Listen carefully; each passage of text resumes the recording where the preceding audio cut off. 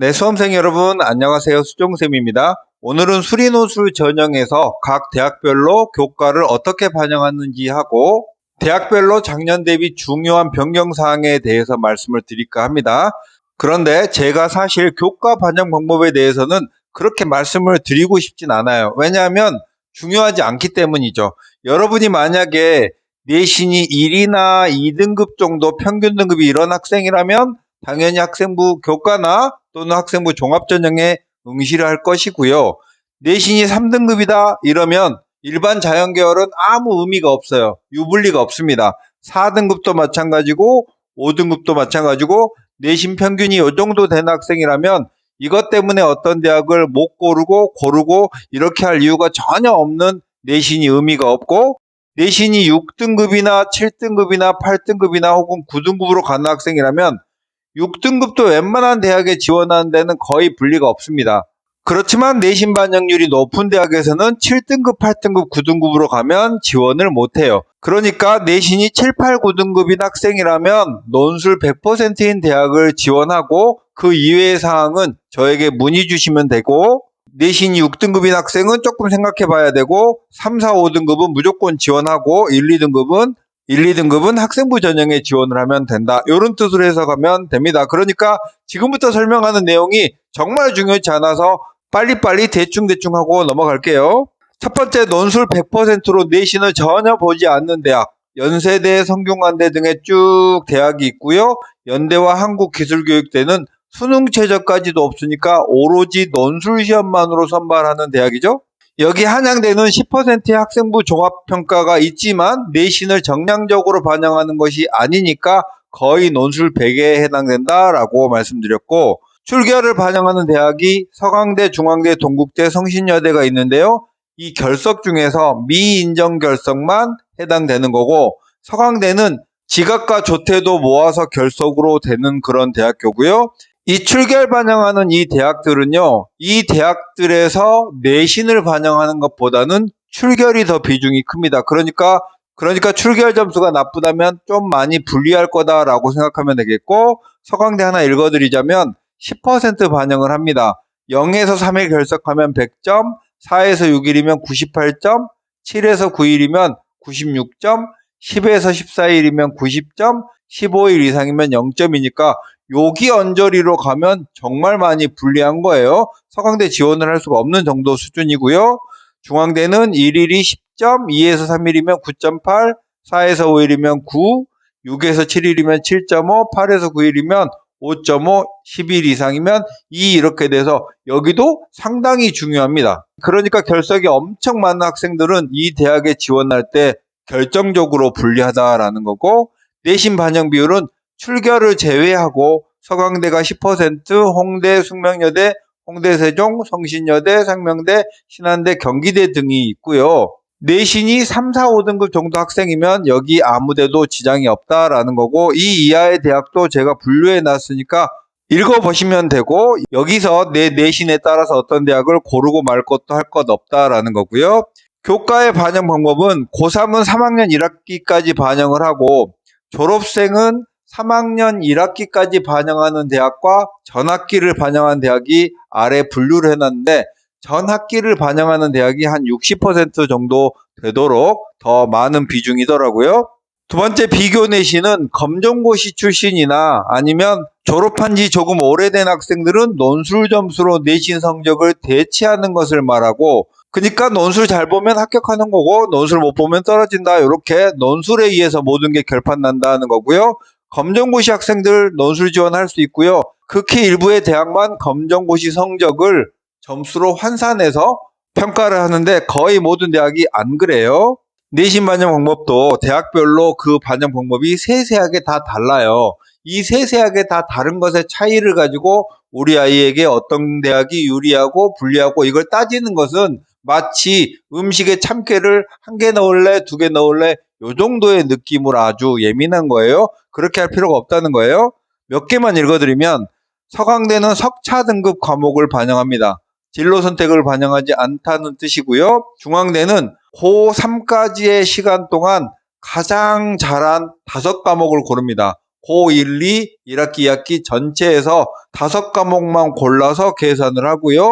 동국대도 마찬가지 국수, 사과, 영한에서 석차 등급 상위 10과목을 뽑아서 그 녀석의 점수를 계산합니다. 그리고 서강대 같은 경우에는 2024년 2월, 올해 2월에 졸업한 학생도 이걸 반영하는 게 아니라 비교 내신을 반영하니까 논술 점수에 의해서 내신도 평가를 받는 방법으로 반영을 하고요. 여기에 연도는 비교 내신이라고 해서 내신을 보지 않고 논술 점수로 내신을 대체하는 연도가 각 대학별로 다 달라서 그걸 정리해 놓은 거예요. 나머지 대학들은 여러분이 그냥 읽어보시려면 읽어보세요. 그래서 대학별로 등급 환산 점수도 정리해 봤는데 서강대 하나만 읽어드리겠습니다. 1등급이 100점, 2등급이 99.7, 99.3, 98.9, 98.5, 98.1이니까 6등급까지는 점수차가 거의 없죠. 6등급이 3등급에 비해서 불리한 건 사실이지만 그 불리함의 차이가 1점 정도밖에 되지 않는다라는 거고, 논술 전형을 합격한 학생들의 등급 평균은요, 평균 4등급 정도 됩니다. 그리고 대학의 레벨이 내려가면 내려갈수록 5등급의 합격자들도 다수 있으니까 여러분이 4, 5등급 정도라면은 거의 불리하지 않다라고 생각해 두시면 좋겠습니다. 내신이 6, 7, 8등급인 학생 정도만 고민할 거고 나머지는 내신 반영에 대해서 생각할 필요도 없고 대학을 고르는데 결정적인 기준도 아니다라는 얘기 다시 한번 강조드려요. 다음 이어서 수리논술 총정리 5부의 대학별 변경사항과 핵심 내용에 대한 정리는 작년에 대비해서 올해 대학별로 변경된 사항인데요. 주로 대학별로 뭐가 바뀌었냐면 자율전공학부가 신설되었습니다. 그래서 논술의 모집 정원이 정해져 있으니까 각 학과에서 논술 모집 인원을 한두 명씩 빼와서 자율전공학부로 옮겨놨어요. 그럼 여러분은 9월에 자율전공학부를 논술 지원할 때 쓸 거냐 말 거냐의 문제만 남았는데 오늘 내용은 논술에 대한 기본적인 상식을 가르쳐드리는 시간이니까 논술 지원에 관한 얘기는 8월쯤에 다시 한번 하기로 하고요. 수능체조 적용 시 지정 과목이 폐지된 대학이 다수입니다. 그러니까 수학으로 최저를 맞출 때 확률과 통계 시험을 봐도 되고 탐구로 최저를 맞출 때 사탐을 봐도 된다. 요게 변경돼서 최저 충족이 좀 영리해졌다. 요런 게 작년 대비 올해 큰 변경사항이라는 거예요. 이것도 제가 각 대학별로 변경사항을 다 정리를 해놨습니다. 그냥 읽어보시고 그렇구나 라고 생각을 하시면 되겠어요. 중요한 내용만 말씀드릴게요. 연대는 과학논술을 올해 폐지했고요. 시험 시간이 150분인데 이제 90분으로 변경됐으니까 연대의 작년, 재작년, 재재작년 기출문제 풀 때는 수학만 여러분이 풀면서 90분의 시간 동안 풀면 되겠고, 고려대는 논술 전형을 신설했습니다. 그러니까 기출문제가 없겠고요.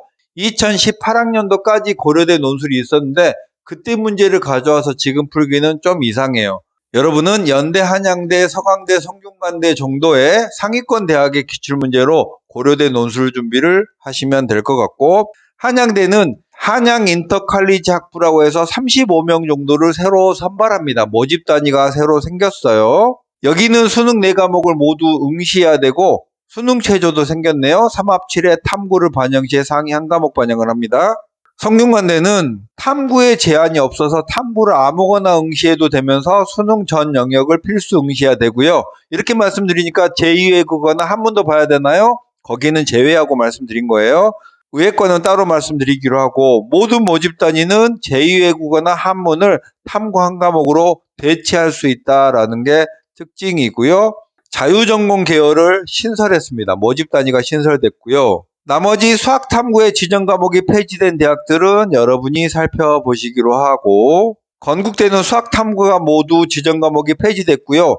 KU 자율전공이라는 모집 단위를 신설했습니다.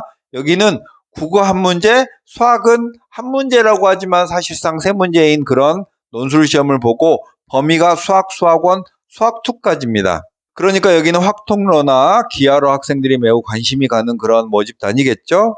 아주대 자유전공학부를 신설했고요. 서울과기대가 제일 많은 변화가 있었는데 ST 자유전공학부라고 해서 모든 일반 자연계열의 모집 단위들을 싹싹 긁어와서 여기에 새로운 모집 단위를 신설했으니까 나머지 일반 자연계열의 모집 단위들은 거의 다 한 명만 뽑더라고요.